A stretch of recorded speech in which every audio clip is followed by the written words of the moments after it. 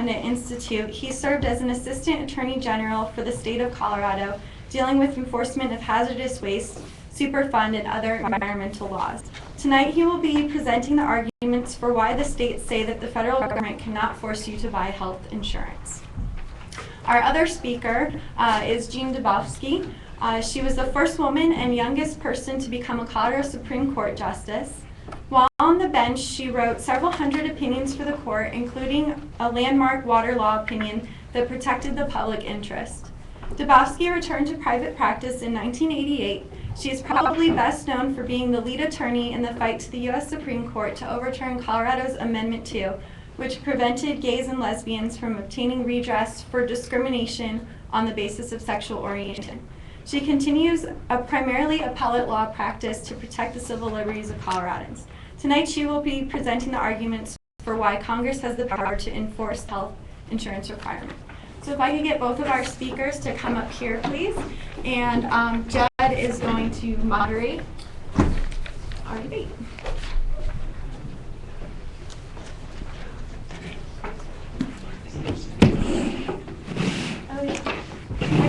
For anybody who didn't pick one up on the way in, we also have abbreviated copies of the complaints of the lawsuit. So you guys want to come down.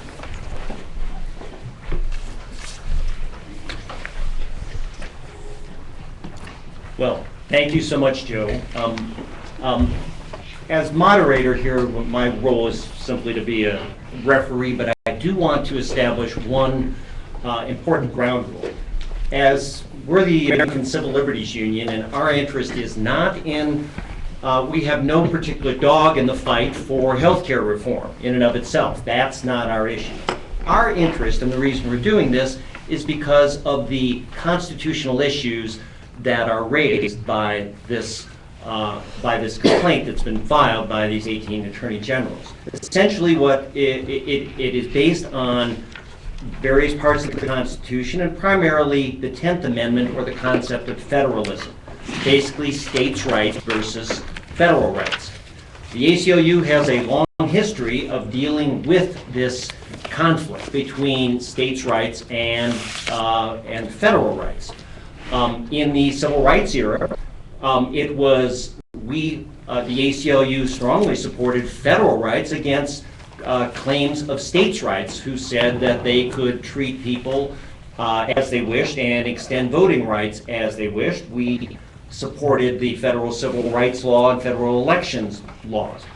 We've looked at it differently at times under the Patriot Act, where we were not pleased with the extent to which the federal government was attempting to impose certain restrictions on what people could do in states, and in some ways actively encouraged states to not be fully cooperative with the federal government in those cases. For example, trying to tell librarians that they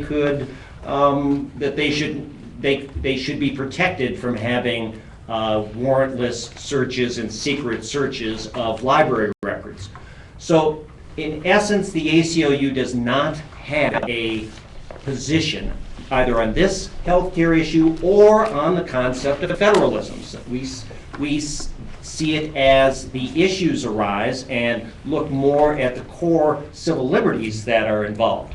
But the outcome of this suit will have a lot to do with how the courts look at the concept of federalism and states' rights. So with that framing, I'd invite our first speaker, Mr. Kopel, to give his point of view. Thank you. I'd like to, first of all, thank the ACLU for having this event here.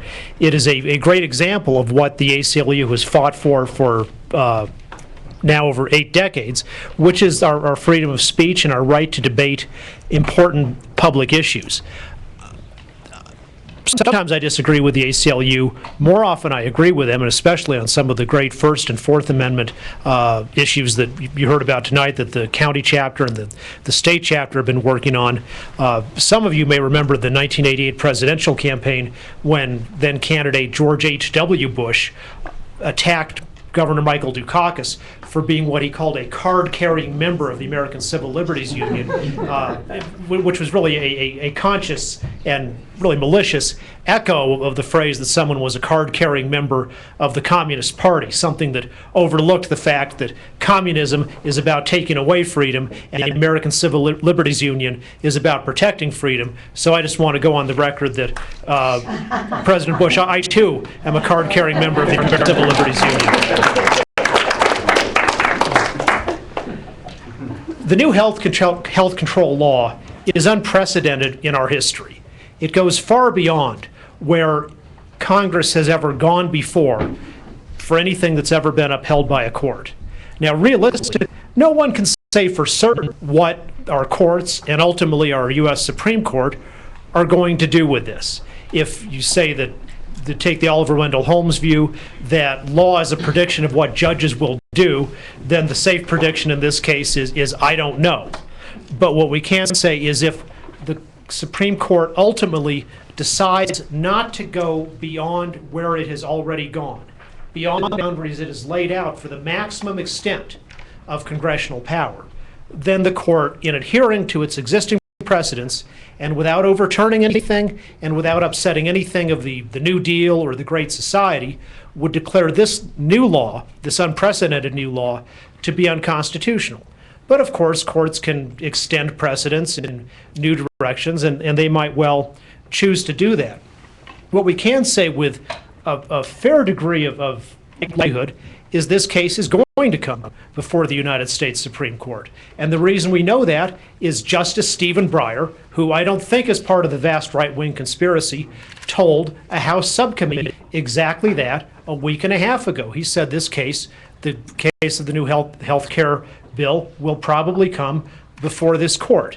And he wasn't saying it in the sense of the case of whether President Obama was born in Kenya will come before the court, because that's a case where they flip it away and, of course, deny certiorari properly, because it's a ridiculous and insubstantial case. Whereas in this, Justice Breyer was explaining to the House subcommittee, this obviously does involve substantial, new, and profound constitutional issues.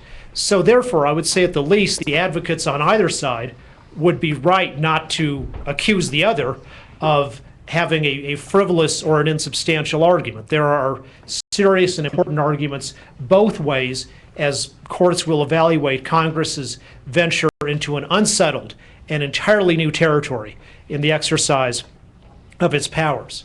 Now, one of the first constitutional deficiencies, in my view, and in the view of one of the cases brought by the Lieutenant Governor of Mississippi and some other Mississippi citizens, is one of the ACLU's longtime great issues, which the ACLU has really done so much to build the protections for, and that is the right of privacy.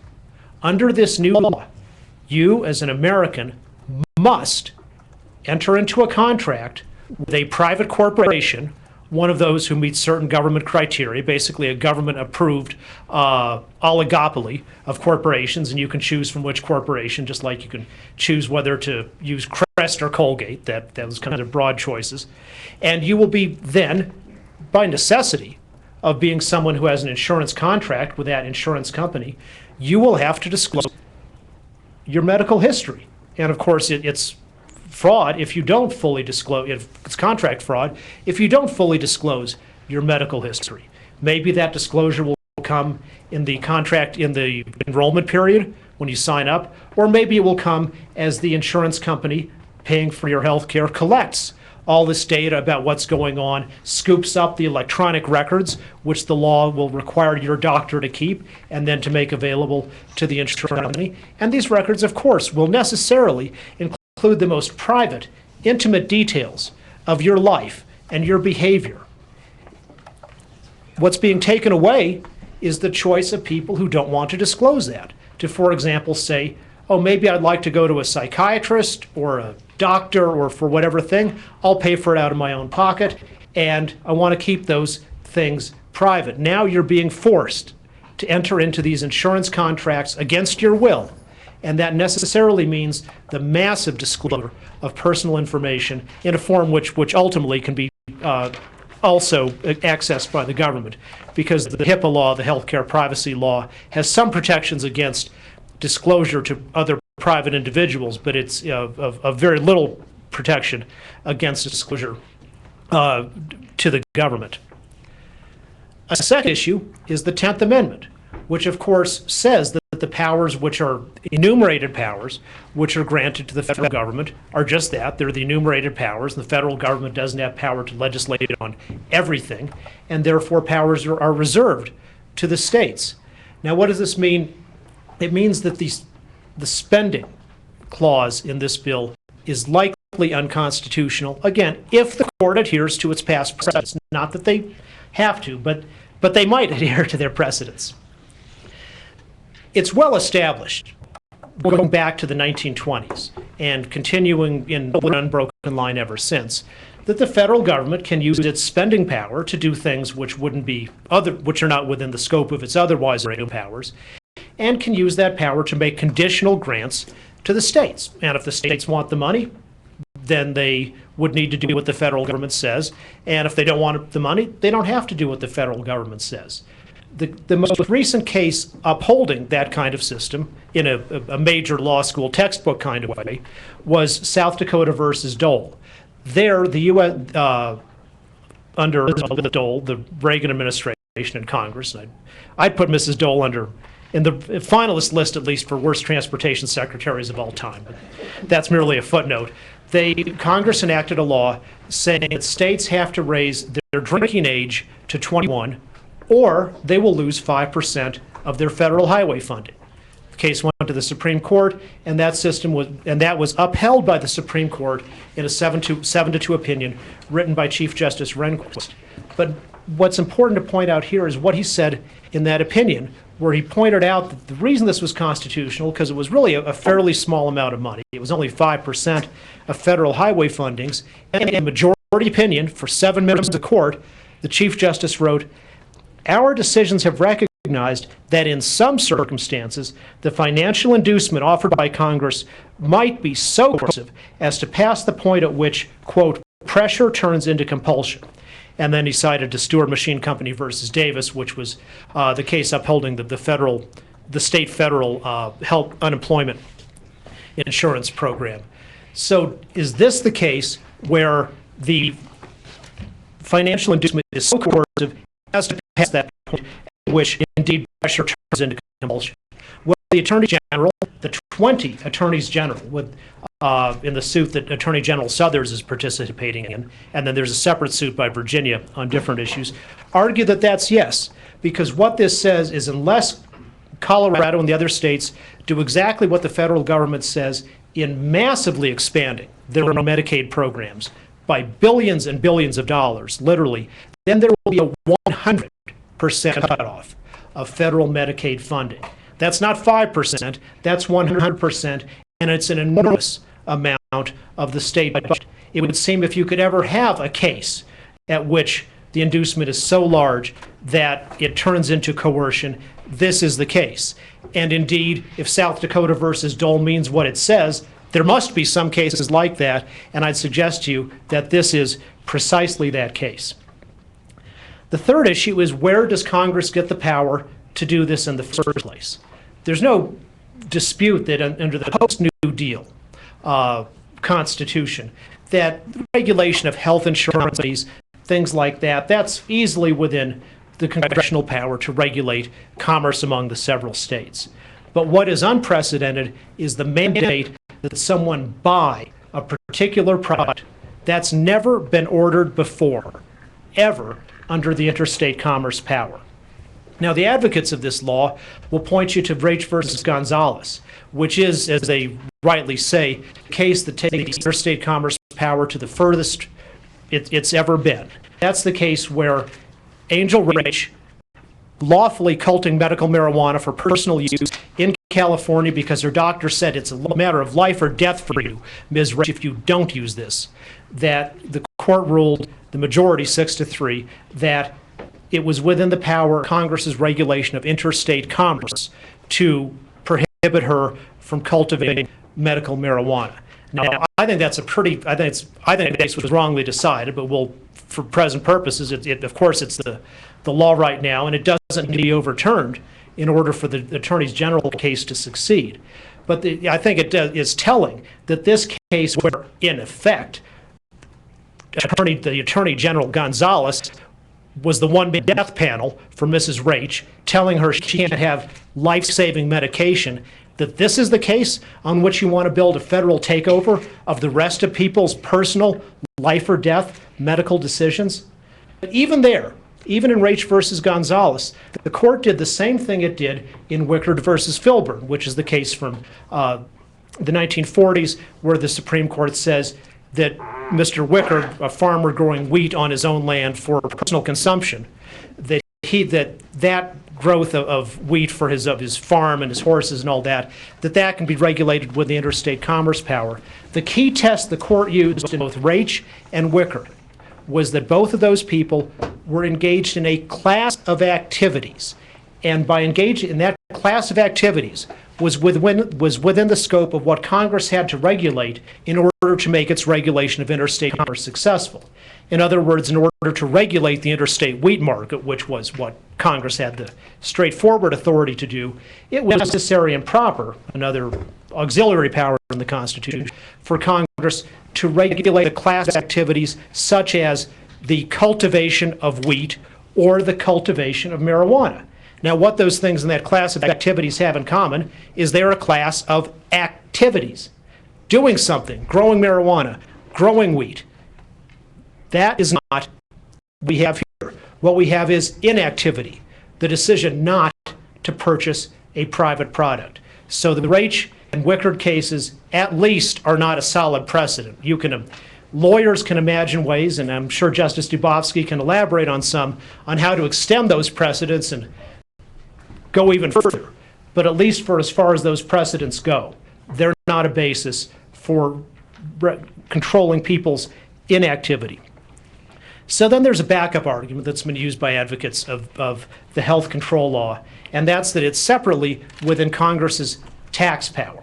And it's well established that Congress can use the tax power to accomplish objectives which are not otherwise within the scope of enumerated powers. Now, this tax, the tax not buying government-approved health insurance, it's in our tax code, and it's heading under excise taxes. Well, the fact is, this is not constitutionally an excise tax. An excise tax is a tax on an activity or a use of property. For example, there's a $200 excise tax on acquiring a machine gun. There's an 11% excise tax on the manufacturing and sale of firearms, archery equipment, ammunition, and things like that. However, an excise tax also must be on an activity. Can you have an excise tax on going to the doctor? You bet. Can you have an excise tax on not going to the doctor? No, you can't. You can have an excise tax on junk food, but you can't have an excise tax on being fat. You can have an excise tax on subscribing to cable TV, but you can't have an excise tax on failure to exercise. Likewise, you cannot have an excise tax on the failure to buy a particular government-approved product.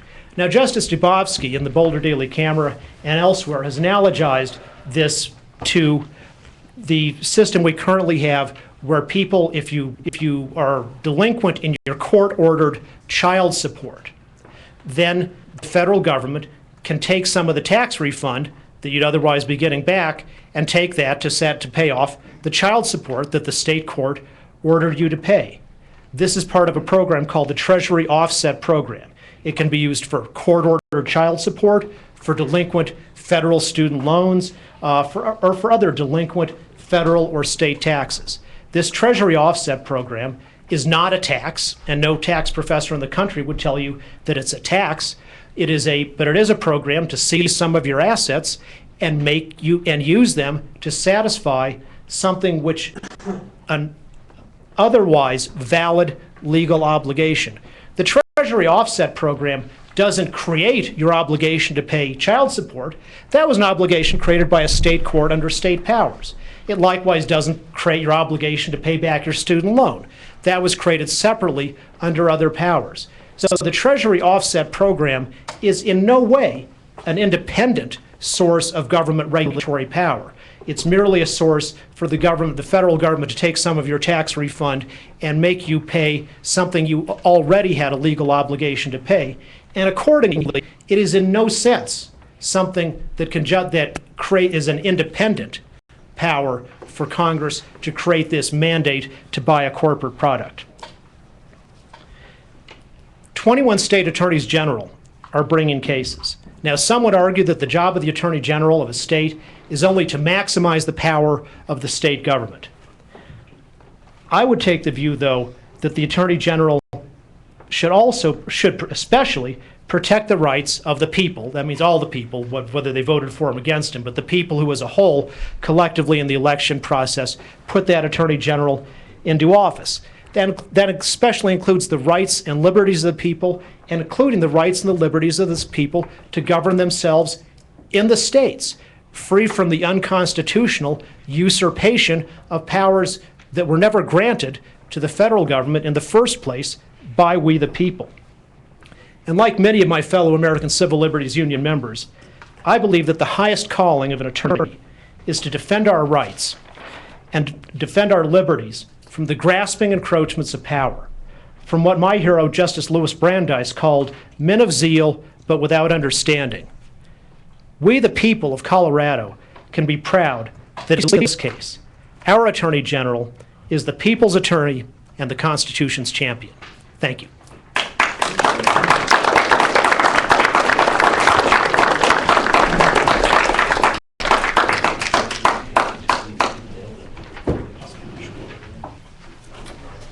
And now, Jean Dubofsky. Thank you. I think Mr. Kopel is the libertarian end of the ACLU. There are other views within ACLU, and I suppose that's one of the things that makes it a pretty interesting organization. I'm not a teacher of constitutional law, and I'm not an expert on health care reform. I got involved in this issue because I'm the chair of the Bell Policy Center Board, and staff at the Bell Policy Center asked if I would write an op-ed. I'd been concerned about the lawsuit that the attorneys general had filed because I just didn't think it made any sense. So what I would like to focus my argument on isn't any of the arguments necessarily that could be made to challenge the Health Care Reform Act. I'd like to talk primarily about what arguments the attorneys general made. You've got them before you in the excerpt from the case. It's really a pretty full excerpt. It doesn't include information about the defendants, and it doesn't include the second claims. It includes the claims, but doesn't have the wherefore clauses. When I did my op-ed piece, I asked two questions. One was, does Colorado's Attorney General really want to remove the mechanism in the health care bill that distributes the cost of providing health care to everyone, the so-called individual mandate? Because, of course, this individual mandate, this freedom to choose whether you want to have health care coverage or not, imposes a cost on other people. That cost is what it takes to pay for their medical care when they can't afford it, and inevitably there will be medical problems that someone can't afford to pay for. Hospitals are required to provide medical services. Hospitals transfer those costs in increased billing, and that increased billing then is paid for primarily by private insurers, but also by Medicare and Medicaid. And one of the real problems that this country faces is the skyrocketing cost of insurance, because too many people who don't have insurance are the ones who are the good pool for the insurance companies. They would like to have them because they don't have expensive, relatively expensive costs. But when they don't have insurance and they're in an accident, or they don't have insurance and they get seriously ill, the rest of us have to pick that up. That's what is similar to the penalty for people who don't pay child support or do child support.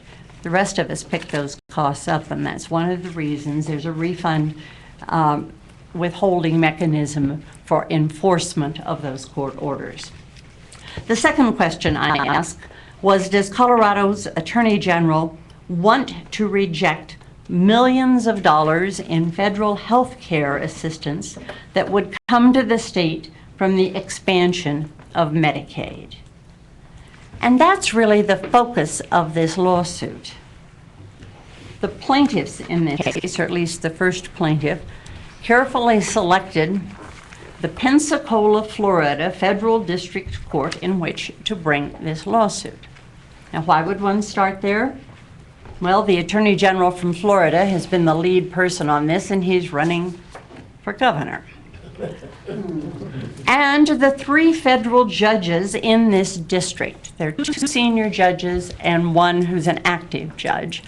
The two senior judges were appointed by President Reagan and President H.W. Bush, and the active judge was appointed by George W. Bush. And I think they must have thought their chances of getting a favorable ruling out of this court were fairly high.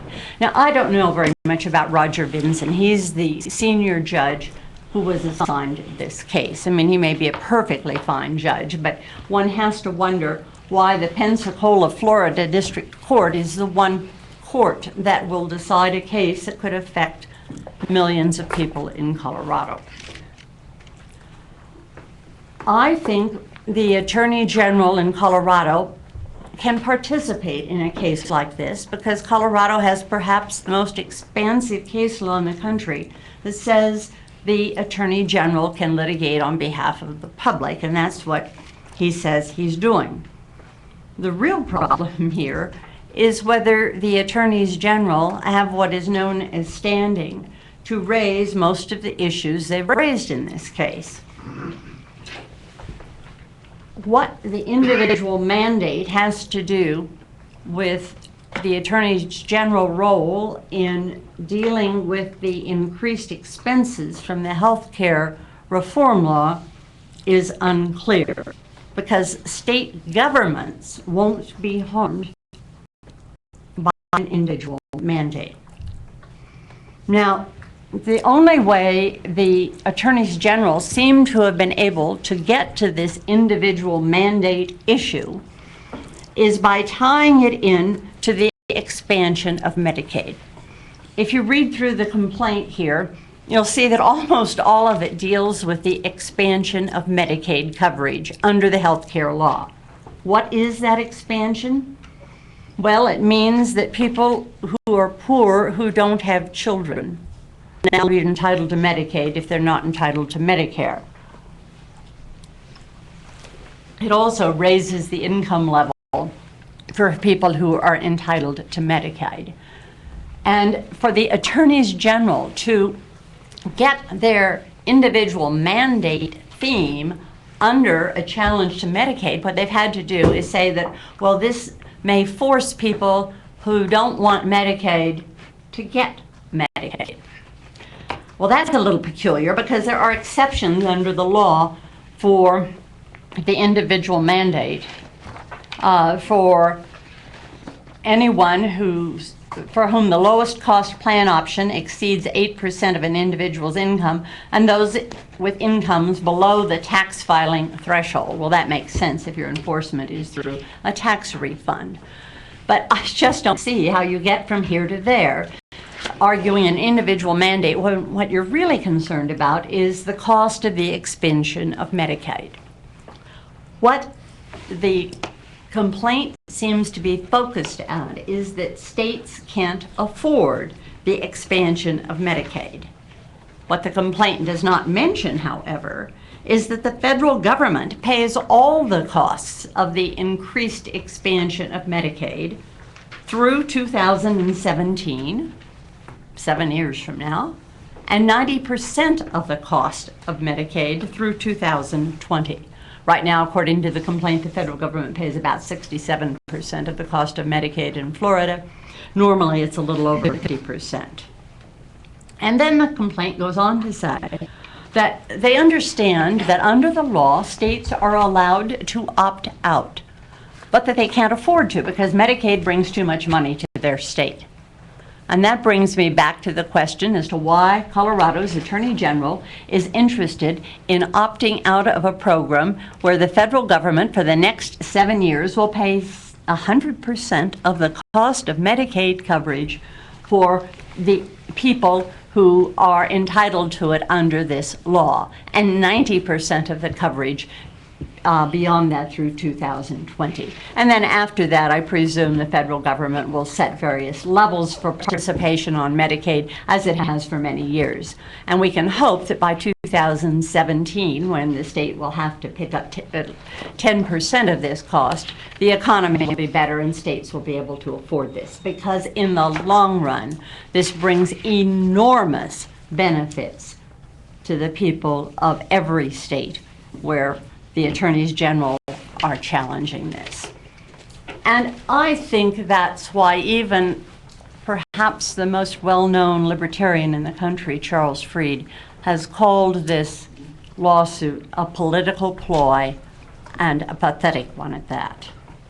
The claims are based on the 10th Amendment, the Commerce Clause, and taxation. The portion of Article 1, Section 2 for direct taxes shall be apportioned among several states. But of course, the complaint doesn't mention that Amendment 16 gave Congress the power to lay and collect taxes on incomes from whatever source derived. First, let me talk just briefly, I only have a few minutes, let me talk very briefly about the 10th Amendment claim. That's states' rights or principles of federalism. And here it's the state's interest in not expanding Medicaid. The 10th Amendment applies to states, not to individuals or private entities. The federal government has mandated that certain entities buy particular types of insurance. This isn't brand new by any means. For example, any employer in federal law has to buy unemployment compensation insurance. Now, that's not an individual, it's a private entity. But this idea of mandating insurance coverage we see throughout state law. Colorado requires people to buy auto insurance and workers' compensation insurance. Massachusetts requires people to buy health insurance. So the idea that somehow or other government can't require somebody to do something, I think is pretty far-fetched. The argument that Mr. Kopel is making is really a return to the view of the Supreme Court in the early 1930s, when the court relied on the 10th Amendment to invalidate national attempts to deal with the Depression. The case that he discussed, Gonzalez versus Reich, was decided under the Commerce Clause, and the Commerce Clause and the 10th Amendment are sort of interrelated. It's all part of whether the federal government can require states to do particular things. And the federal courts have, the U.S. Supreme Court has held that the federal government can require a state to set up an administrative system. That's one of the things that the attorneys general don't like about this law, because it will require them to set up administrative systems. Reno versus Condon, written by Chief Justice Rehnquist in 2000, said that was all right. There have been lots of cases, or lots of instances, when grants to the states are conditioned on compliance with federal law. Look at Medicaid in the past, look at highway funding. In New York versus the United States in 1992, Justice O'Connor ruled that you don't violate the 10th Amendment or federalism when you condition grants to states on fulfilling federal goals. That was cost containment, and that had to do basically with radioactive waste disposal. And states have always been able to comply with federal mandates or opt out if they wish, but they don't get the federal money if they opt out. Another basis for ruling that under the 10th Amendment, you can have requirements on states is that if they are allowed to opt out. And here, states are allowed to opt out in two ways. They can do their own health care bill that does not have an individual mandate if the state can demonstrate that it can meet the criteria on cost containment and improved delivery. That's one of the provisions of the Health Care Act. The other is that Congress is not requiring states to set up insurance exchanges. If they don't, the federal government will. This act was drafted very carefully to meet the kinds of objections that have been raised in this case, whether it's under the 10th Amendment or under the Commerce Clause. Let me just briefly talk about the Commerce Clause.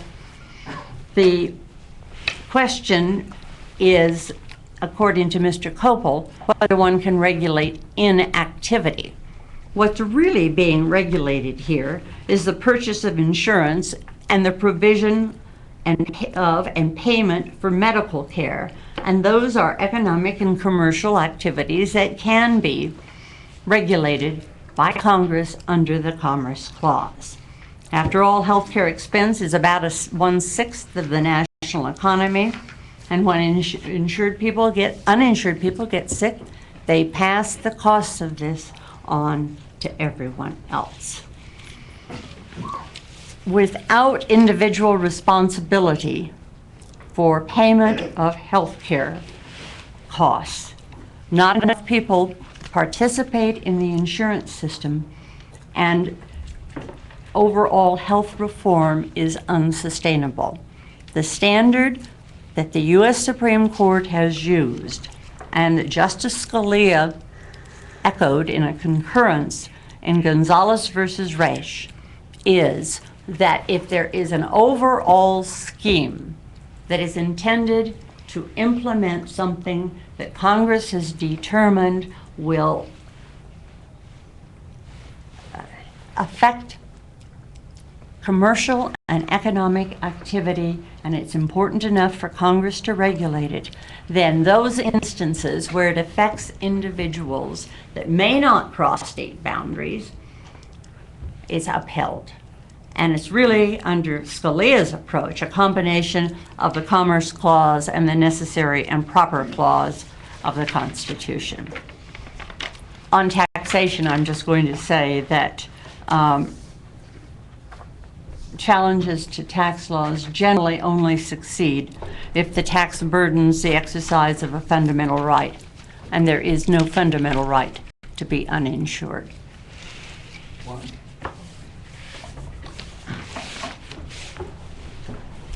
Well, thank you.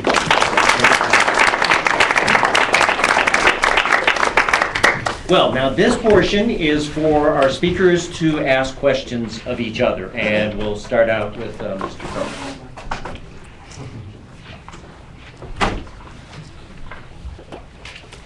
I thought we were rebutting. Yeah, actually, that's what I thought too. Oh, I see. Well, you can. You know, what we want is a free-flowing discussion, and I'd like each of you, in addressing this, to affect what again is our core ACLU concern, which is if this is upheld, if this lawsuit succeeds, what does that say about the next state that says our state's right says that we can tell the federal government no, like in immigration, like in voting, like in civil rights and civil liberties? Will that be the signal that the states, under the principles of federalism, can basically do whatever they want and the federal government can't tell them what to do? Okay, sure. And I think what we had both planned for was doing a brief rebuttal and then opening it up to questions from the audience. Let's do that. And I'll address your point first. I had no questions written down. Sure. I think the answer to your question is probably not, because if the attorneys general in this case are not asking for a return to the pre-1937 jurisprudence, and it's really a straw man of the advocates of the health control law to claim that they are. The arguments I've made don't require overturning a single Supreme Court case expansively interpreting federal powers as against the state governments. All they simply ask is that the courts not invent new theories for unprecedented encroachments on state power. Now, it may be possible, as you know, when the courts write something, sometimes they put dicta in, and the dicta grows into an opinion over the years, so that might happen.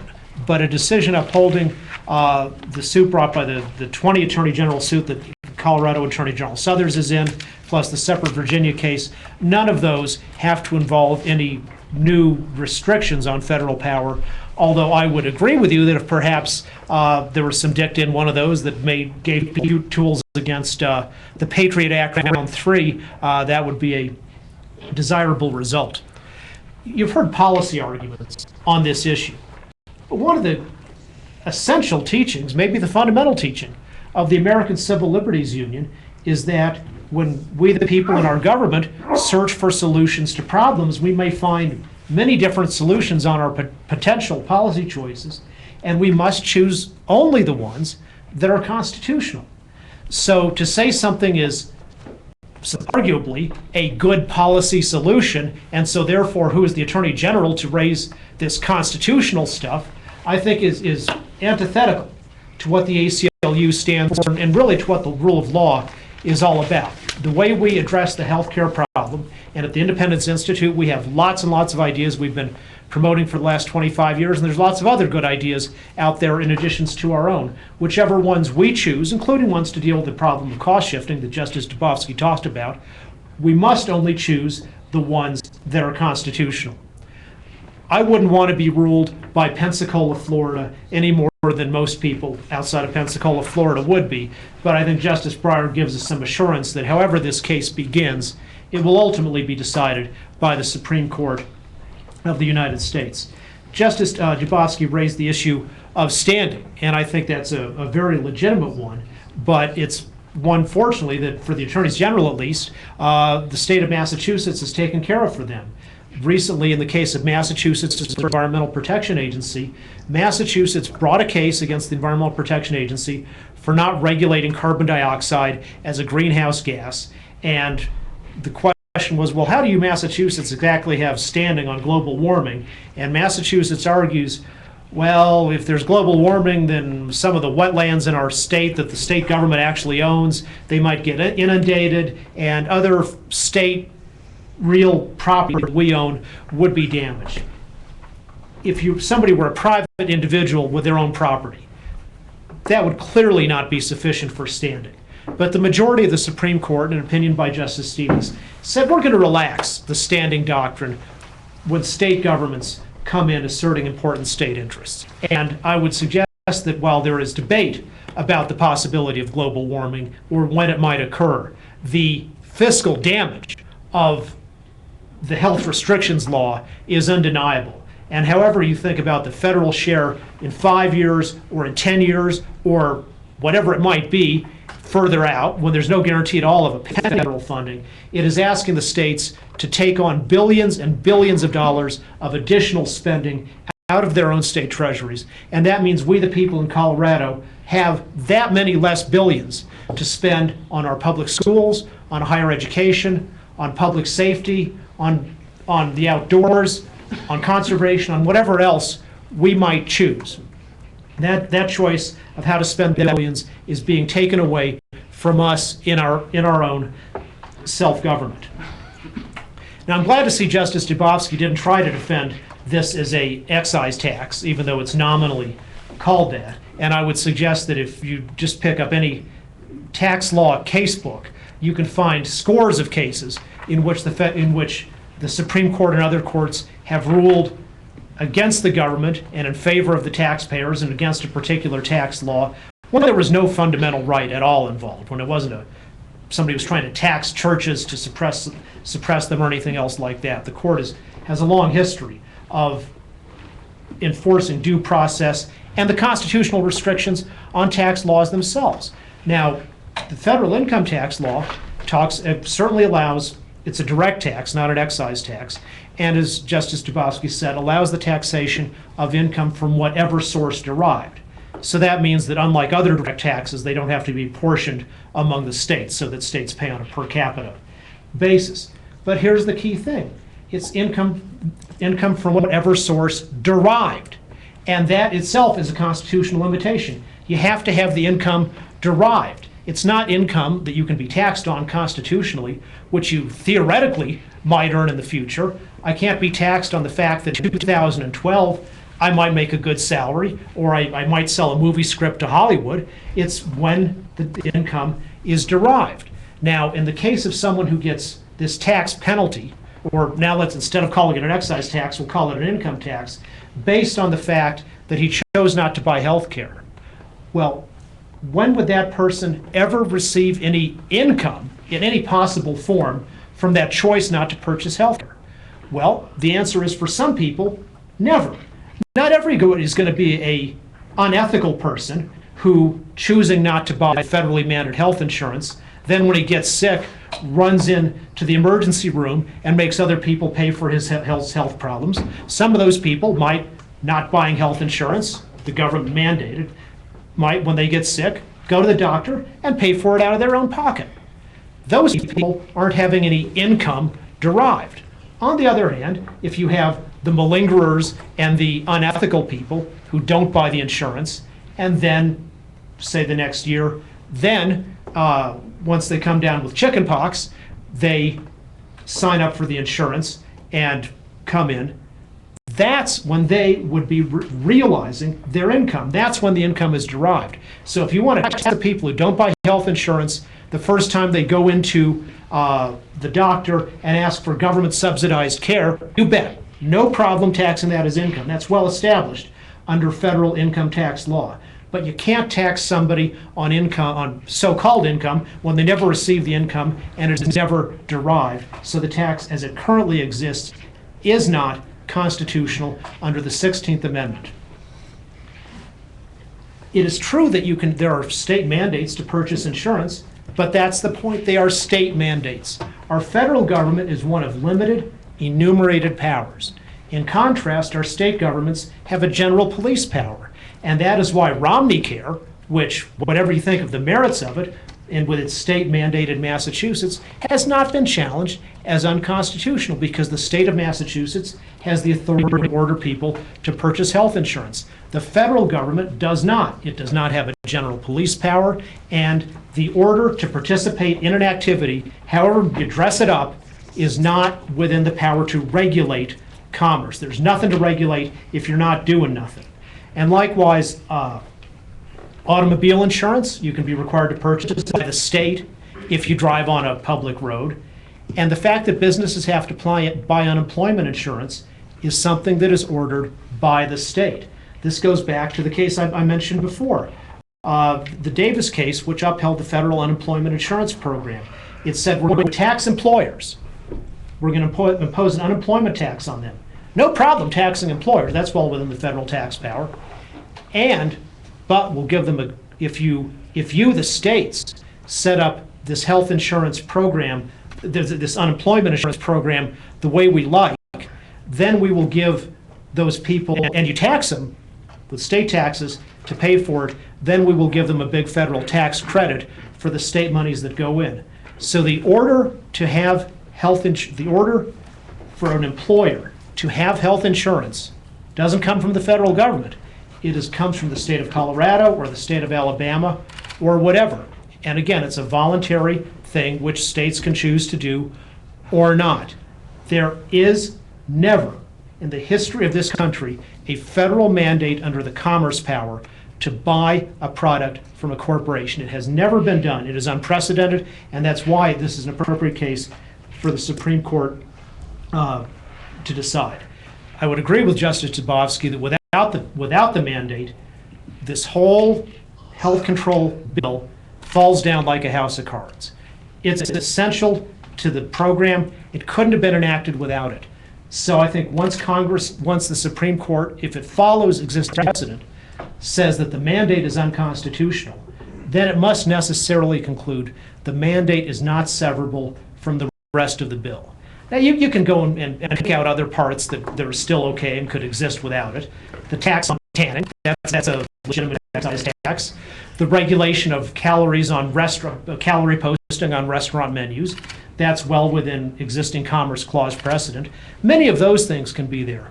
But the whole major part of the bill, of the mandate, of having to turn your private information over to a corporation, all these things, the bulk of the bill, once the mandate goes as unconstitutional, I believe the bill, then the rest of the thing will be declared unconstitutional. And frankly, for the health of this country, the sooner the better, because the sooner we get this off the table, then the sooner we can begin talking about other constitutional and constructive solutions to our health problems.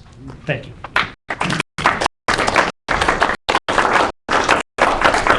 Justice Dubofsky. If at some point there is an individual who has lots and lots and lots of money, and he or she wants to challenge the individual mandate in this case, I think that would be fine. That individual has a right to go to court and make the arguments that Mr. Kopel has been making.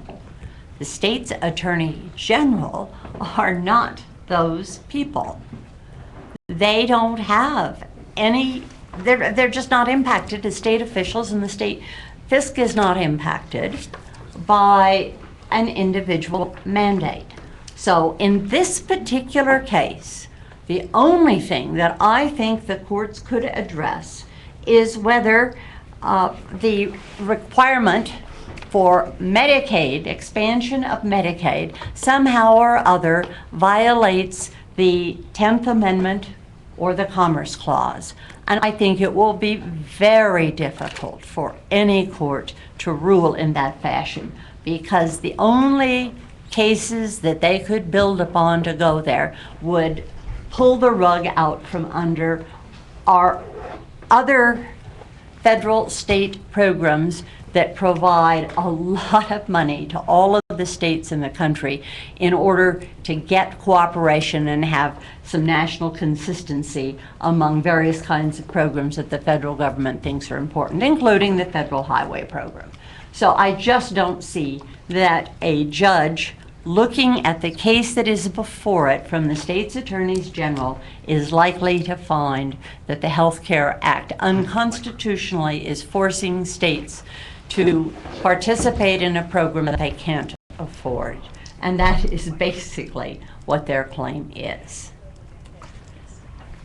Incidentally, Governor Ritter has made some efforts to help the Justice Department in its defense of this lawsuit.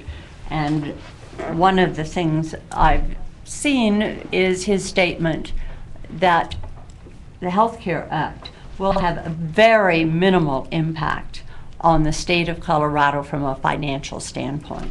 State legislature, I can't remember now whether it was earlier this year or last year, enacted a fee on hospitals that will help to pay for the expansion of Medicaid in Colorado. So the expansion of Medicaid in Colorado, for example, will not be as dramatic as it would be in other states that hadn't done something like that. I mean, hospitals, I'm on the Community Hospital Board. I know what happens to hospitals when they have to pay for poor people who don't have insurance, because they're required to provide care for them. And the more people who don't have insurance who come into that hospital mean that everyone else who goes to that hospital is going to pay more.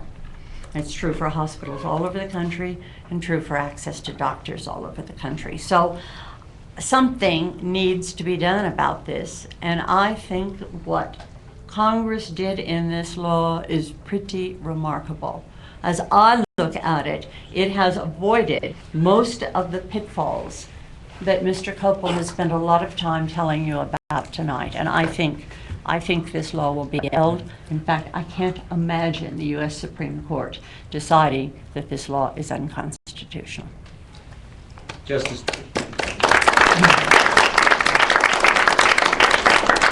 Justice Dubofsky, could you answer the question that I addressed to Kopel, which is, if this does succeed, how might that impact the various laws federal laws that exist to protect individual rights and civil liberties? Well, if you're looking at the 10th Amendment cases, you're probably looking at the civil rights cases that were decided under the 10th Amendment, which held that those laws basically overrode a state's rights. And I presume you could have some impact on those, but because the civil rights cases have been in sort of a little category of their own, I'm not sure you would necessarily have that kind of an impact. I look at least this lawsuit as it is framed, and not as other claims might be made. I look at this lawsuit as primarily, if it's successful, being a threat to federal-state financial partnerships.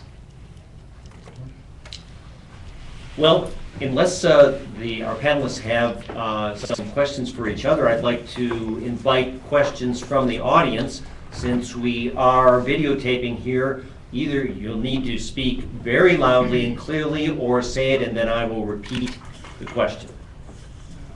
Yes? Yeah, I have a question for, I'm going to botch your name, Justice Dubofsky. Dubofsky. Oh, whatever. Okay. It rhymes with Tchaikovsky. No. So you're saying that the justification for mandatory insurance is this cost shift argument that people are getting medical care and not paying for it, and then other people have to pay for it eventually. Would this apply for other things, like if people were leaving restaurants without paying, or leaving barbershops without paying, that everyone would have to get like a card at the beginning of the year that's redeemable at only government certified restaurants and barbershops? And would you conclude that there's no fundamental right to not have this like restaurant or barbershop prepayment plan? So the question was, if you mandate individual insurance, where does this stop? Couldn't the federal government then mandate that all sorts of commercial activities where people end up not paying for them under some circumstances could be something the federal government could mandate? I just think healthcare is very different. Why? Why so? Because for a long time in this country, we have basically said that everyone is entitled to health care. Hospitals are not allowed under federal law to turn people away. That's the Imalta law? Started with Hill-Burton. Okay. So if that, let me pause that then. If there is a law, a federal law, which is in effect, that says that anyone who goes into a hospital emergency room must be treated, therefore the state ends up paying their share of it. No, the state doesn't, well, the state pays part of it. What I'm more concerned about when we're talking about the individual mandate portion of this law is that everybody else ends up paying for it, because the rates of the hospital go up to take into account the fact that there are a lot of people in that hospital who aren't paying for it. But isn't this, in essence, isn't this federal law a mandate on the states that you have, that Boulder Community Hospital has to treat people? That otherwise they could just turn away? That's not in this particular legislation. No, but isn't, if that law exists, what's the difference here? Isn't that a federal law that mandates that states pay money in the same way as they're saying the federal law here would require people to engage in this economic activity of buying insurance versus the state paying for their medical care? What's the distinction? Well, as I recall, this started with the Hill-Burton Act in the mid-1950s, I think it was, when the federal government paid a lot of money to hospitals to build hospital facilities. And one of the conditions on that was the provision of care for low-income people. And it's been extended, but I think that's where it started. And hospitals now think they have an obligation to treat everyone who comes to their emergency rooms. I don't know any hospitals that don't do that. Okay. Yes, sir. Yeah, I have some questions for Justice Dubofsky. It seems to me that you're taking the precedent of a very unfair law, which is essentially an indentured servitude. You're telling the doctor and a hospital staff, you have to work for free. all the training and all your expertise and all your sacrifices to become a doctor, you have to devote those expertise and your professionalism to serve this patient without compensation. That's called slavery. And when a person is forced to give up their time to treat someone in a professional way when they know they're not getting paid and they're forced to, that's slavery. Well, nobody's forcing doctors to treat anybody. They can turn away whomever they Who want. works in hospitals? Disc jockeys? I mean, of course it's doctors. Fact of the matter is that you're taking such a fundamental right of a person to be able to choose who they'll associate with, who they'll treat, who they'll do business with. You're forcing them to do it, and then you're saying, well, now that hospitals feel that they have to treat people, and they're going to pass this burden on to innocent people who are willing to pay for their treatment, yet they're penalized because by law, the institution is being forced to treat people that have no money. And you're saying, well, because this situation exists, let's go with this next step of even greater government involvement. And you're taking one injustice and one really bad situation, trying to remedy it by making it even worse, by putting more government into the picture.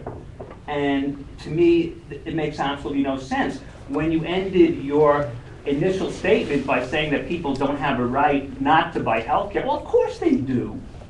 It's called life, liberty, and the pursuit of happiness. Yeah, so what's your question for Justice Dubofsky? The question is, how can you in good conscience as an ACLU person defend this dramatic extension of state power at the expense of individual freedom, individual liberty, and individual economy? I don't agree with your premise. Okay. We have another question. Let's go here. It's not a question, it's a comment, kind of a follow-up on what he's indicated. I'll address it to you, Judd, with all due respect to Gene and David. This is my first time at an ACLU meeting, and it's been very interesting. I say that because I'm sitting here listening, and I'm thinking to myself how utterly crucial the next two elections are going to be. Because I'm listening to this debate over a 2,700-page bill, and I'm aware that the ACLU, its entire existence, is built around the letter and spirit of these 10 amendments to the Constitution and the rights that they purport to grant to each of us, to assure to each of us, not to grant. And yet, the Constitution, of which these are amendments to, is but 18 pages long, and yet we've come to the point where case law and precedent are the subjects of the discussion and not the original Constitution.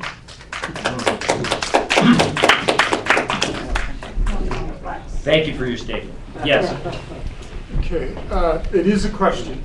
I'm going to make sure I understand my question further. As I understand it, you'd be okay if this were the states brought it to go because it's a federal state. And the argument I'm understanding on this side is the attorney generals don't have the, and I don't know the legal term for this, the standing to bring this lawsuit. So assuming just in this room and all my other personal beliefs aside, I could care less about the cost of this, how would you answer her question that the Attorney General doesn't have the right to bring this suit? And I don't mean to be putting words in your mouth, that's how I... Well, I didn't say he doesn't have the right to bring it. What I said is that if you want a court to address the individual mandate, it's not in this lawsuit. They're really focused on Medicaid.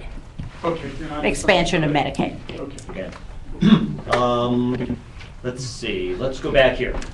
I'm just curious, Gene, how would you come out on a case brought by an individual challenging the mandate?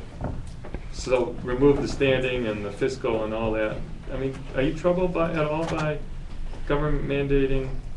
No, I'm not, because I think we've gotten very used to government mandating a whole raft of things. Federal government? Federal government and state governments. And it has more to do with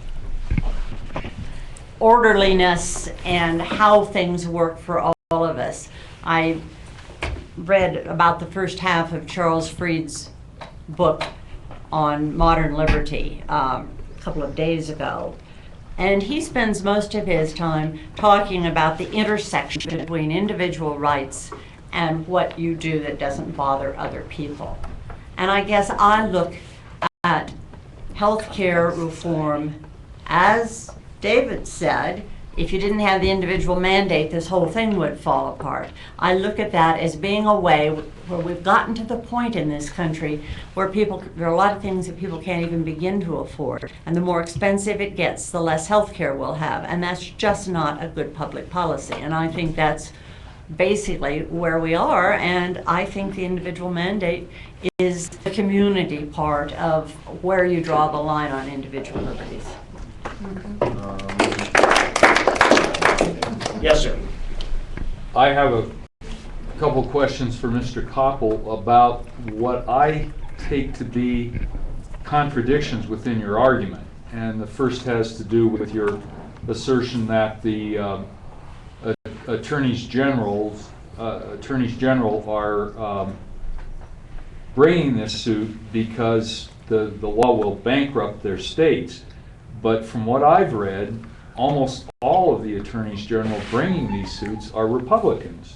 And it seems to me that if your argument is correct, you would find at least a closer balance between Republicans and Democrats bringing the suit. So I'd like to know why you think that that curious fact exists. And the other question has to do with the fact that you agree that people go into emergency rooms seeking medical care when they don't have insurance, and they may not have money either, but the rest of us end up paying for it. And you say that, at the same time, you say that nobody seems to gain anything. They don't get any income from this bill.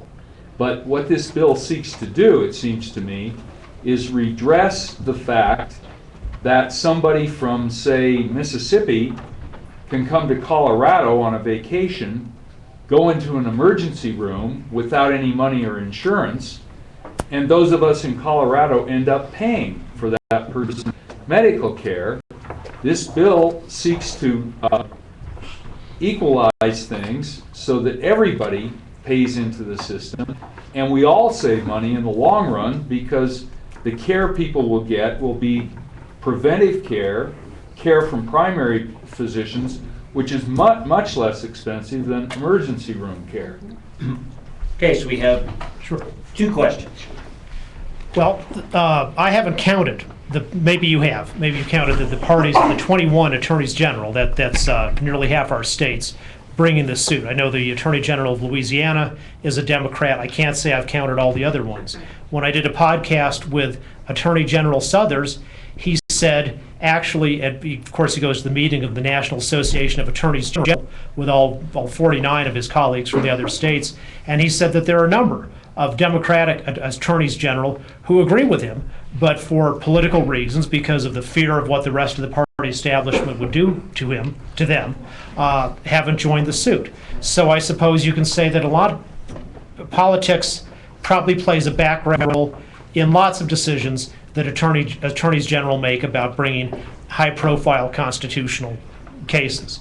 And obviously, this is something where the attorneys general in most of the states are elected, so they can have a choice. And perhaps in some states, in 2010, there'll be more attorneys general elected who will want to join the suit, and that'll be part of the case. Or maybe if the bill becomes popular, more popular than it is so far, then some of the attorneys general joining this will be defeated. They're ultimately accountable to the people who elected them, and they are the legal representative of the people of those 21 states. You know, your argument about this cost-shifting thing, I guess it's fine to make all the policy arguments you want, and we could bring in healthcare policy experts who would say, while these rosy consequences you see are unlikely to come true, and actually this bill is going to make things worse. But that's not the debate for tonight. The debate is not the wisdom of this policy in a fiscal sense, it's whether it is legal. Is it constitutional? And the question I was asked, and what we're talking for is about if you're going to try to, since this really can't be justified as the mandate as interstate commerce, because inactivity is not commerce, and it can't be justified as an excise tax, because again, inactivity is not a taxable activity, or a purchase of something or use of property, which can be subject to an excise tax. Then what about this fallback argument that not purchasing health insurance is somehow taxable as income tax? And my point is, under the existing income tax laws, as the Supreme Court has defined them, and what the 16th Amendment says, income from whatever source derived, you don't have income until it's derived. So you bet when the guy from Mississippi walks into a Colorado emergency room and receives free medical care without paying for it, unquestionably, that's income, and he's just done something which could very legitimately be subject to the income tax. And if you want to tax that guy, I'm all for it too, because I don't like that guy cost shifting and putting his problems onto the back of the taxpayers of the people of Colorado. But what I'm saying is, some other guy in Colorado who never walks into the emergency room and demands free medical care at everybody else's expense, and chooses not to buy health insurance, and chooses to pay on his own for his medical costs, he has never received any income in the sense of not buying of his that is taxable for federal income tax purposes, and therefore you can't penalize him under the the 16th Amendment because he has not realized income. Okay, yes.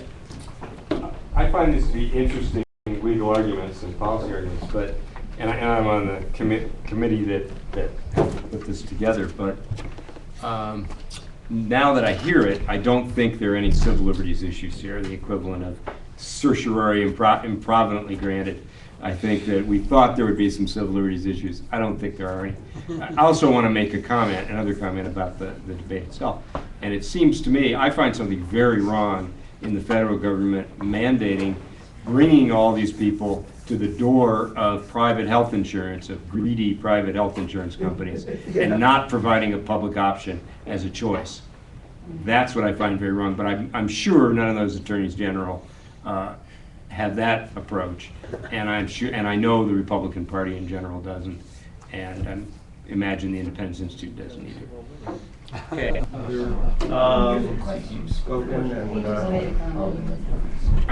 Yeah, and let's see. Yes.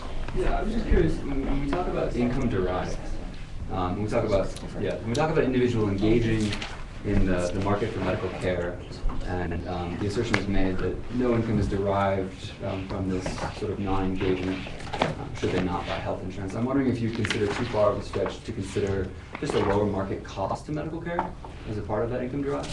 So for instance, if we take your example of an individual going and deciding to pay out of pocket, is it reasonable to assert that because they enjoy a lower market cost, because doctors don't have to raise their prices to pay for the uninsured, that they're in fact deriving income from this benefit? Well, at the least, that would be taking the existing cases about income being derived far beyond where they've gone before. But I think there may be there's a different answer that you might be looking for, is when you go to buy when you actually engage in that transaction of buying medical care, going to the doctor and paying him $50 for the checkup out of your pocket, that's clearly something that would be subject to an excise tax. No problem on that. So if you want to say that going to the doctor and paying out of your own pocket, has some tax consequences, the very easy things, instead of trying to sort of go in a very convoluted way to call that income derived because there was some indirect market effect of the health control laws applied to everybody else.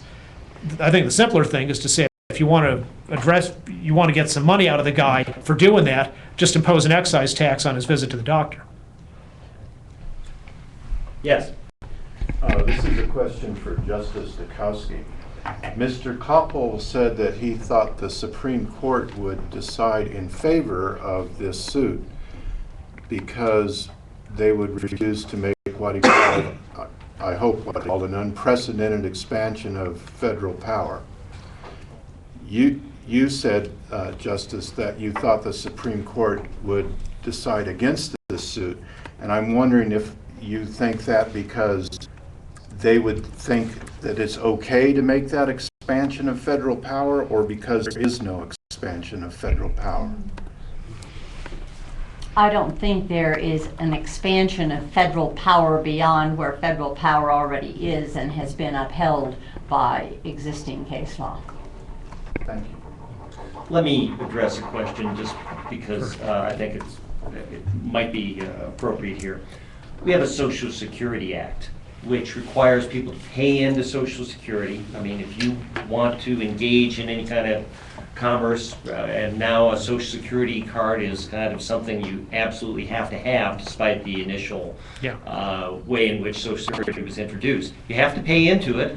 You may never collect a dime. You may get hit by a bus before you ever get to collect one dime of it. So you pay in to a federal program, and no matter what state you live in, why isn't, what does that have to do with this idea of having to pay in to a healthcare system and be a participant in that and spread out the costs accordingly? Well, I think it's an example of why, at least under the question of the tax power, which I think this cannot be justified as an exercise of the federal tax power, this is an example of why the public option, whatever one might say about it as a policy matter, would be pretty straightforward as an exercise of the tax power. The Social Security taxes paid by the employer are paid by the employer and the employee. From the employer's point of view, it's actually considered an excise tax, and on the employee, it's considered a direct tax.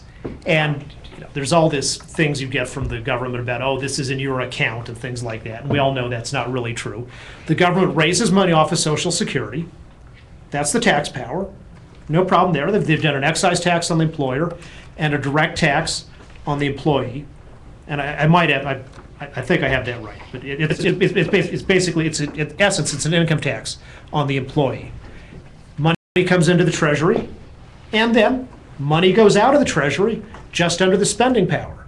Spending power has been held by the courts, and the Social Security case was one of the key ones that did it, that said, sure, you can spend money for just basically for welfare programs.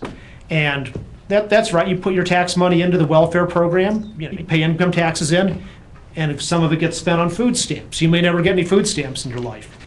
Some of it gets in this separate stream called Social Security. You may get the benefit of that, you may not. That's how it works. And likewise, if Congress had just said, we're going to raise everybody's income taxes 5%, and we're going to use that money to set up a national system of health care, and we'll give everybody free health care from that money, that wouldn't be a constitutional question under either the tax power or the spending power. You'd have lots of policy arguments about that, but we wouldn't be here having this particular constitutional debate. Justice Dubofsky, you have any thoughts on that issue, or should we take another question? I think just take another question. Let's take another question. Let's see. Yes. Mr. Kopel, I have a couple of questions. The first one is you were suggesting that if a person goes to the emergency room and they can't afford the service, then it's okay to charge them even though they're unable to pay. Is that right? No, what I was suggesting was that for income tax purposes, income is not, there is no such thing as taxable income until it is derived. Right. The mere choice not to purchase a product from a private corporation is in no sense derived income. To the extent that a person in these scenarios would ever have derived income, it would be when they take advantage of the free insurance or the free visit to the emergency room. Because they can't afford it. Well, whether you would choose as a policy matter to tax that that's a policy matter. What I'm saying is, as a constitutional matter, it's not until they get that tangible service, which is, because income is not just money for tax purposes, then they're getting something. Then you're having the taxable, something derived tax. Then they're having something that could be, if the policy policymakers chose to do it, a taxable event. I'm not making any argument No, I hear about that. whether you tax that or not. I'm just Okay, saying it would legally be taxable. Yeah, okay. The other question I have is I haven't really heard a response to Justice Dubofsky's standing question. What is the economic self-interest of the Attorney General in this case? It sounds to me like what Justice Dubofsky is saying is if all of the monies are covered, then it would only be the individual's right to bring the claim, because it would be individuals who have, would have an economic stake in the lawsuit. Well, the answer is, I think, Massachusetts versus EPA, which is the money that, because of this change in the Medicaid program, is going to cost the states, even under the most optimistic scenarios, billions of dollars. That is a much more tangible impact on the states than is the possibility that global warming is eventually going to mess up some forests they own.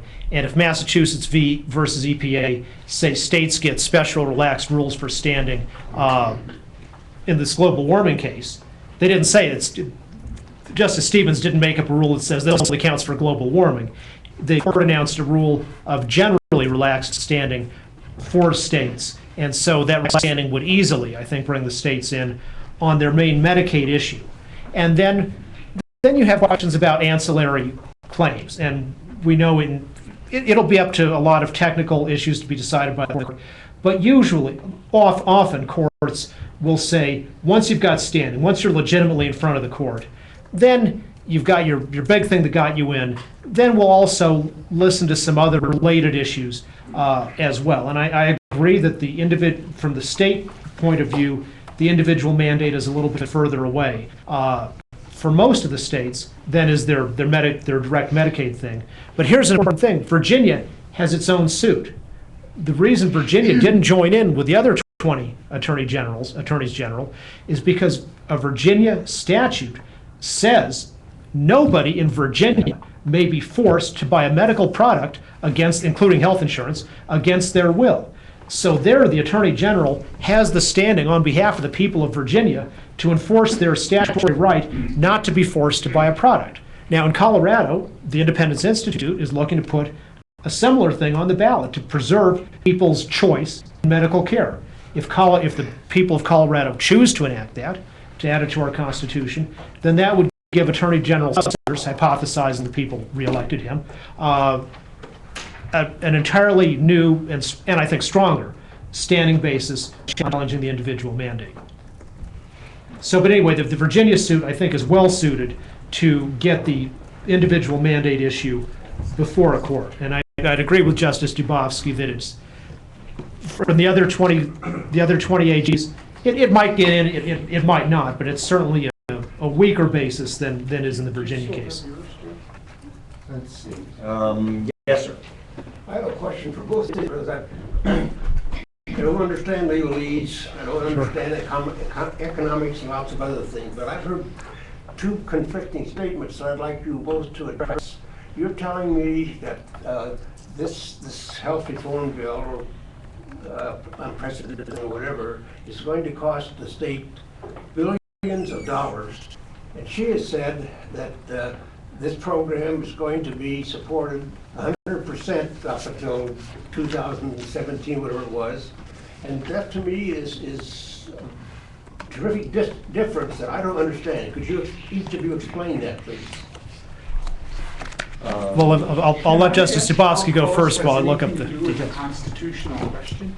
Well, I mean, because that's where I'm confused. I mean, it doesn't cost, I mean, and I care, I mean, I pass healthcare, but that doesn't matter. Well, I think the answer is it only matters to one of the constitutional questions, and it's sooner or later, it's billions and billions of dollars, and as the federal support declines, it's eventually billions and billions of dollars for all the states. The only way in which that amount matters is on the 10th Amendment claim, because the point it's related to the 10th Amendment claim, which I talked about as claim number 2. That's South Dakota versus Dole. That usually federal enticements of, here's some money, states, if you do the following. the court has said in general those are fine, but you can get up to a level where the amount involved becomes so huge that it really does become coercive. So it's for that purpose only, for that 10th Amendment question, that would be an issue. Sir, I don't think you're answering my question. You're saying billions of dollars are going to be assigned Right. to the states to find the money for to do this, and that's not what the justice said. At least that's what I thought I heard. Well, I'll let her answer while I read through the complaint and give you the precise dates in here. Yeah. The 100% goes until 2017. That's what I thought I And heard. then 90% until 2020 Yes. will be paid. That's part of this And- act, is it Yeah, not? and right now, the federal government pays a varying amount. According to the complaint, it pays Florida at least 67% of the cost of Medicaid. It had in the past paid 55%. But as long as I've been familiar with Medicaid, the federal government has paid slightly more than half of it. And most states are very happy to get it because these are people that the states might have to support if they didn't have the federal assistance, because they're people who don't have any money. Well, I'll just read you this is paragraphs 40 and 41 of the Florida and 19 sister states complaint. It says the federal government is to provide partial funding for the exchanges, but will cease doing so after 2015. And then paragraph 41, talking about Medicaid, says the state's coverage burdens will increase significantly after 2016, both in actual dollars and in proportion to the contributions of the federal government. The state exchanges isn't Medicaid. But it's still money out of the state's pockets, which is presumably of concern to them. Yeah, the administrative cost, but the This Supreme Court has ruled that much administrative. more like a political economic argument than a constitutional argument. I'm having trouble understanding how this bears on the whole issue. And let me address that again. The reason that we put on this program is to address this constitutional issue because we see the importance of federalism and how federalism has so dramatically affected individual liberties. And if federalism prevails here, if federalism says that the states can say no to what the federal government wants them to do, the ACLU is rightly concerned that that could presage other decisions and other arguments to support decisions that would restrict the individual liberties at the whims of state legislatures and states attorney generals who may not see the bigger picture of civil rights and civil liberties as have been protected by the federal government through the Civil Rights Act and otherwise. Now, I can see where that may not be, those arguments may not prevail, but if this prevails, I think the ACLU is rightly concerned. Well, this case and this law gets addressed not as a civil rights issue. It gets addressed under the Commerce Clause. And the 10th Amendment and the Commerce Clause are pretty closely intertwined. It has to do with when Congress has the power to regulate the states and private entities within states.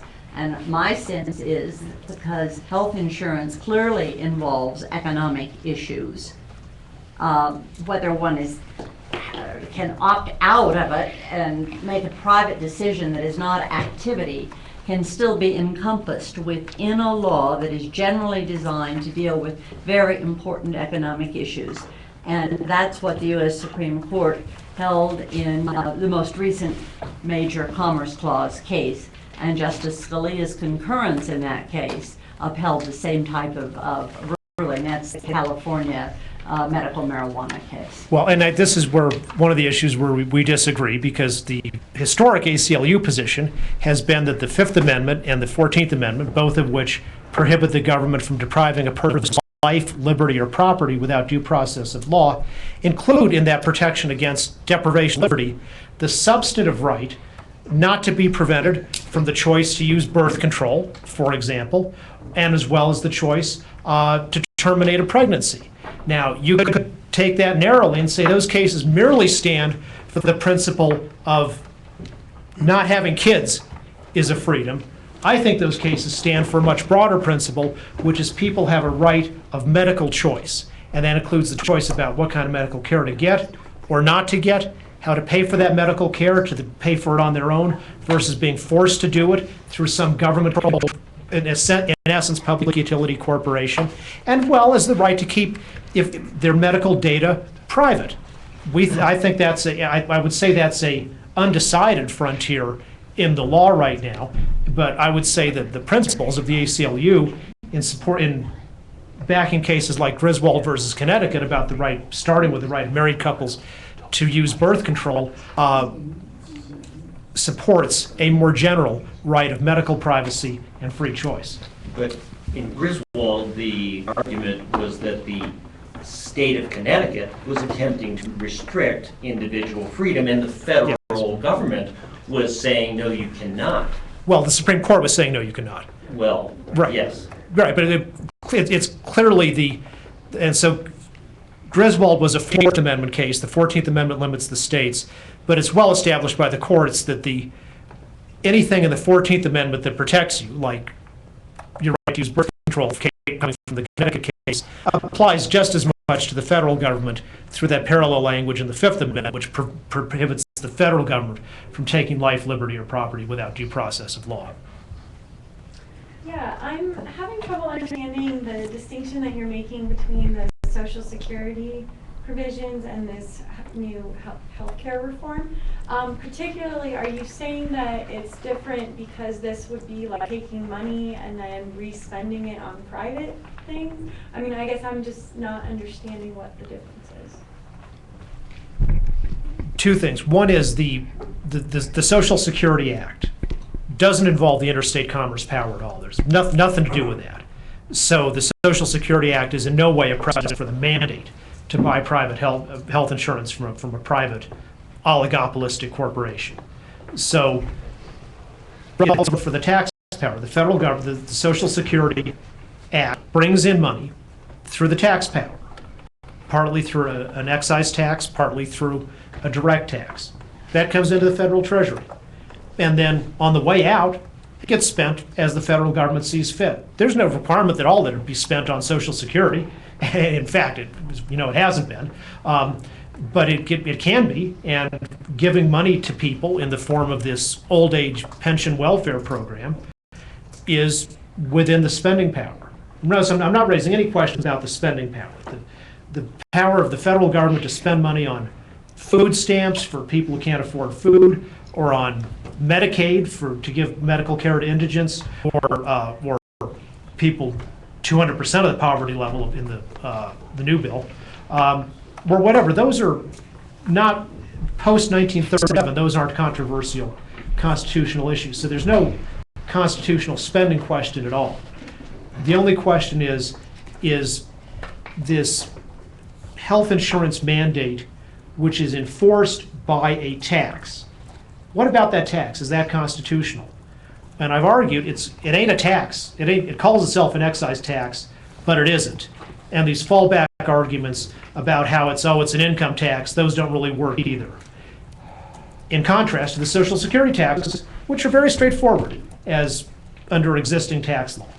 So is this because it would mandate individual contracts between these people and the insurers? Is that how it's different rather than, how is this not likened to just taking money in and then giving it back? It's the difference between the Social Security Act giving you money when you turn 65 versus the Social Security Act saying, saying you have to buy life insurance or disability insurance from some private company, ordering you to do that. Let's see, who has not? Yes. Thanks. So, I'm not an attorney either, but it seems like one of the issues is this forcing the contract with the company, and that individuals should not be forced to do that. But in fact, there are options for the states to create their own public option within the state. There's also the option to buy into public programs, which are not private, and there's also the option to buy into nonprofit insurers, such as Kaiser Recommend Health Plans. So that seems to move it out of forcing a contract with the private insurer, because we have other options in terms of purchasing insurance. So can you two both address that? It doesn't matter if Kaiser's a nonprofit or whatever, you're still forcing people to buy a product. And I contend that the interstate commerce power includes the power to regulate commerce in a very, very broad way, but does not include in any way the power to order people to engage in commerce. And it doesn't matter who the commerce is with, whether it's some quasi-state corporation or Blue Cross Blue Shield or a nonprofit or whatever. The federal power to regulate commerce among the several states does not include the power to order an individual to engage in commerce. An individual doesn't really have to engage in commerce if the individual doesn't want to. The individual then has a penalty, I guess you can call it, whether you call it whatever kind of tax you want to call it, or a withholding of a refund that is due under income tax is really the way I think it ends up being enforced. But I think all of this is sort of in the way you describe it. If you describe it as a mandate to buy individual insurance and that's all it is, then that leads one down a particular path. But if you think of it as a responsibility that we all have to participate in a program like our taxation programs in general, but to participate in a program that produces both something for you and allows the country to move toward a public good, there's a plenty strong rationale for doing that, and I think we've got lots of different kinds of government programs that have done exactly that. We don't have anything that's ever done that. We have never, ever in this country's history done it. You know, and to say that, oh, you don't have to do it because you can just pay the penalty, that's like saying, well, we'll have a government order program that you have to buy books about biographies of George Bush and how wonderful he is. Well, but if you don't want to do it, you just have to pay the penalty. The government can't penalize you for choosing to do something that the government has no constitutional authority to make you do in the first place. We're going to need to wrap this up because we're coming up to our end point. So what I'd like to do is give both of our finalists here a big round of applause.